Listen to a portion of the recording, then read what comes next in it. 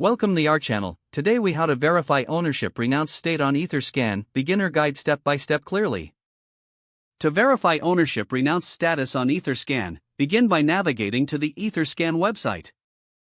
In the search bar, enter the contract address you wish to verify. Click on the contract name that appears in the search results. Once on the contract page, locate the Read Contract tab. Click on the Read Contract tab to proceed to the relevant interface. Scroll down to find the function labeled Owner or Get Owner. Click on that function to execute it. The response will display the current owner's address.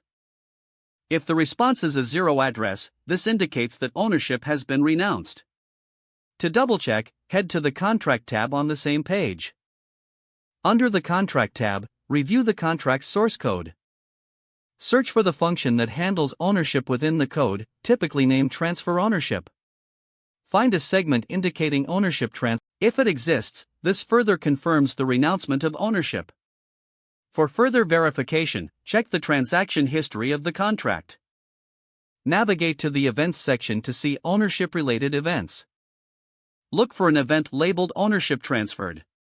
Click on it to view the transaction details. Ensure that the transaction shows ownership being transferred to the 0 address. With these steps, you will have effectively verified the ownership renounced status on Etherscan. If the page does not load, refresh the browser or try again in a private or incognito window. Make sure you are using the correct email address, then retype it carefully to avoid small typos. If your password is not accepted, use the reset option and create a new strong password you can remember. Check your spam folder for verification or security emails, then complete any requested confirmation steps. Enable two-factor authentication if available to improve account security and reduce unauthorized access risk. After signing in, review your profile details so your contact information and settings are accurate and current. If you see an error message, note it down and try again after restarting your device and internet connection.